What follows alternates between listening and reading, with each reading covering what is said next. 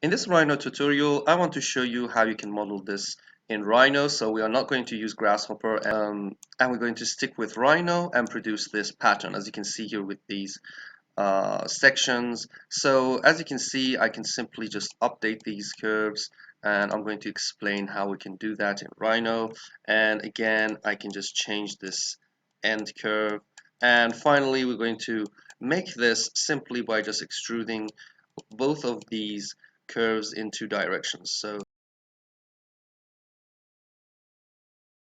So you can see that you can produce basically anything with those curves and update the results. So first of all, we are planning to give out Rhino tutorials in both of our YouTube channel and for our course on Wednesdays. So be sure to subscribe to our channel and be ready for our Wednesday tutorials for Rhino if you're a Rhino fan. So let's just go and make this from scratch.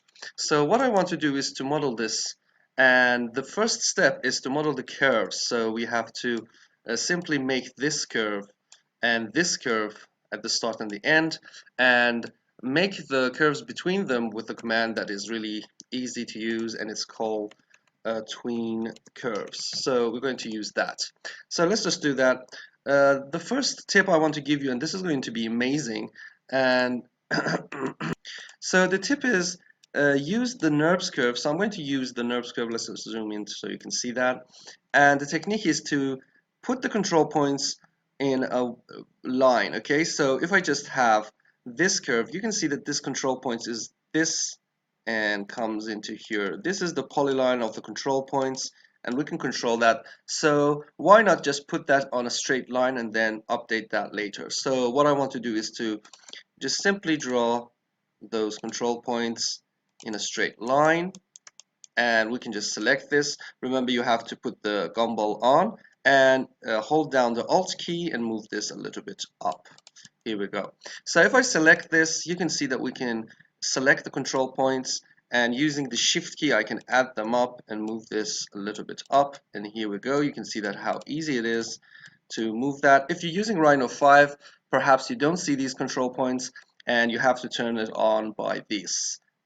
You can turn it on by this command. Okay, after making those curves, you can see also that we can update this one. We can just move this a little bit up, bring these two curves, two control points down, and move the entire curve a little bit back. Okay, so we want to produce the curves between the start and the end, and we can simply do that with typing the command Tween Curves. So as you can see here, we have this Tween Curves command, and I can say the start and the end, and the number of the curves we want to between the start and the end, we can just put that to 12, and here we go.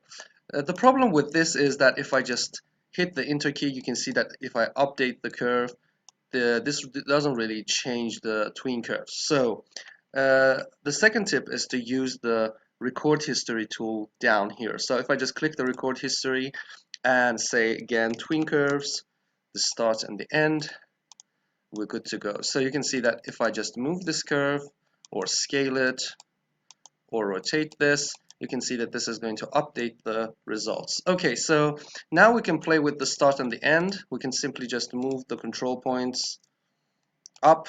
As you can see here, maybe it's just an opening for a building, and we can just bring this control point a little bit further if you want a more tangent start and end.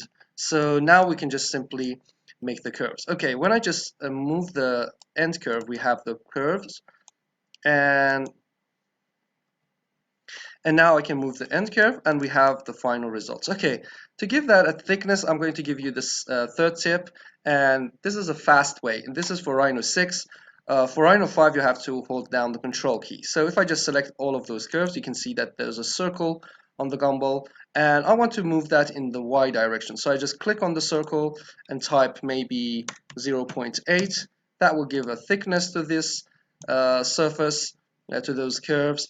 And the problem is that if I move the curve, as you can see here, you can see that this is going to update the tween curves, but not the surface. So remember that a Rhino only just records one step, and not more. So if you want more steps, you can simply do that in Grasshopper. So this is really easy. For those who don't know about Grasshopper, I'm going to put 2 links up here to know what Grasshopper is and go into the introduction video. So the next step is to extrude these surfaces. So I'm going to select them. Again, in the Z direction, I'm going to click on this circle and type maybe 0.5 to give this a thickness. And here we go. You can see that we can make that. Okay, let's just change this a little bit and select this and extrude them 0.3.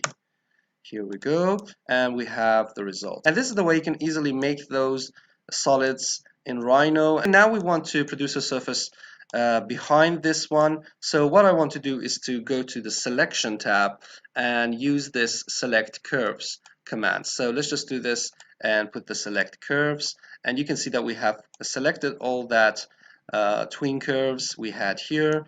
And the problem here is a little bit the curves are in the forward, because if I just put the loft here and say we want a straight section because we want to just connect them straight, is that this is on the forward of the solid. So what we can do is to just bring that a little bit forward instead of backward. So I'm going to move this a little bit forward, and then you can also type minus, I guess. So let's just do this minus 0.8, right? And then bring this a little bit up, 0.3. Okay, so here we have this. Now we can go to selection and select the curves and say loft.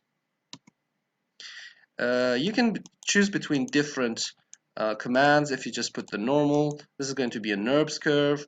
If you use the straight sections, it's going to connect them with the straight results, and you will have strips on each of those steps. So if I just hit OK and select this one, you can see that this is the surface between the curves. And now you have the result, and you can see how easy it is to make this. If you want strips for that, you can simply go take that to Grasshopper and divide this by the number of the strips and produce the strips. That's the isotrim command in Grasshopper, and it's really going to be fast and easy. So for those who don't know about Grasshopper, I'm going to put 2 video tutorials up here which you can simply just watch to get started with Grasshopper. So here it is. You can see that we can produce the surface, we can produce those fins and those things.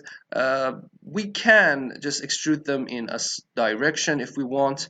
Remember, you have to change the direction by simply, let's just bring everything and select those curves.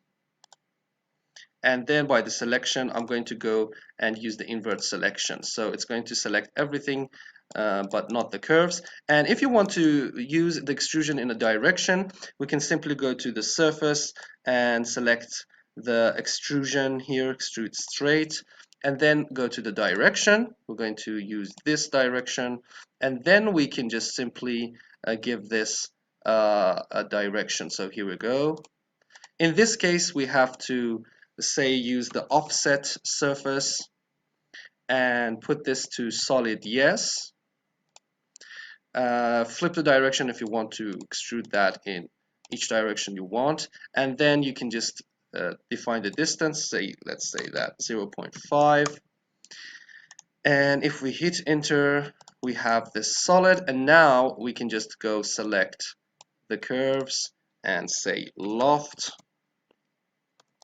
and the solids will just sit on this surface. Remember, because we extruded in that direction, but we will have problem in this direction. And if you want to really fix this, because this is a complicated one, you have to go into Grasshopper and put the section. That means that you have to give a section like this at the end, which we can control that in Grasshopper. So this is not really for Rhino, and it's going to be a complicated one, but you can see that how easy it is to make that. You can also use the Control Shift key and select this one. I just want to show you that you can do that. And if I just select this one and move this, bring this a little bit down. I know that's not really exact, but this is a way you can do that in Rhino if you don't want to go into Grasshopper. So let's just do this and bring it down. So this is the way you can make that specially sit on the surface from here to here and have the results. Or you can do another thing, is that to delete the surface, and we have to make this surface step by step, and that's going to take also in Grasshopper because it's going to be complicated. We have a curve here, which is a straight line, I guess, and another section, which is this one, goes down, and then we can loft that with also, or make a network of a surface like this one. I'm not going to do this because this is going to take a while, but then you can have a surface which sits on that. So these are the tips I wanted to tell you in Rhino, so you can produce something similar to this and maybe use it. You can also go further and produce those details, but I guess that's enough for this tutorial. Thank you for watching, and subscribe to our channel, hit the like button and comment below, and see you next time.